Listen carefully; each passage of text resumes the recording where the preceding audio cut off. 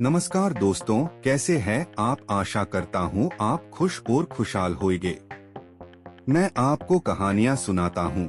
यदि आप मेरे चैनल पर नए हैं, कृपया लाइक, सब्सक्राइब और शेयर करना न भूले। तो आइए चलते हैं एक नई कहानी की ओर।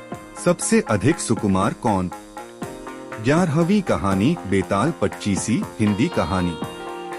गौड़ देश में वर्धमान नाम का एक नगर था, जिसमें गुणशेखर नाम का राजा राज करता था।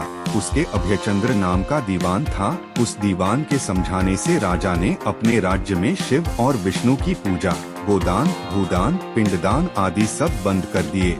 नगर में डोंडी पिटवा दी कि जो कोई ये काम करेगा, उसका सब कुछ छीनकर उसे नगर से निकाल दिया जाएगा। एक दिन दीवान ने कहा, महाराज, अगर कोई किसी को दुख पहुंचाता है और उसके प्राण लेता है तो पाप से उसका जन्म मरण नहीं छूटता। वह बार बार जन्म लेता और मरता है। इससे मनुष्य का जन्म पाकर धर्म बढ़ाना चाहिए। आदमी को हाथी से लेकर चींटी तक सबकी रक्षा करनी चाहिए। जो लोग दूसरों के दुख को नहीं समझते और उन्हें सताते हैं, उनकी इस पृथ्वी पर उम्र घटती जाती है और वे लूले लंगड़े, काने बौने होकर जन्म लेते हैं। राजा ने कहा, ठीक है। अब दीवान जैसे कहता, राजा वैसे ही करता। दैवयोग से एक दिन राजा मर गया। उसकी जगह उसका बेटा धर्मराज गद्दी पर बैठा। एक दिन उसने किसी बात पर नाराज होकर दीवान को नगर से बाहर निकलवा दिया।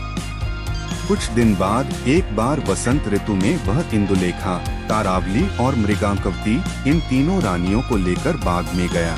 वहाँ जब उसने इंदुलेखा के बाल पकड़े तो उसके कान में लगा हुआ कमल उसकी जांघ पर गिर गया। कमल के गिरते ही उसकी जांघ में घाव हो गया और वह बेहोश हो गई।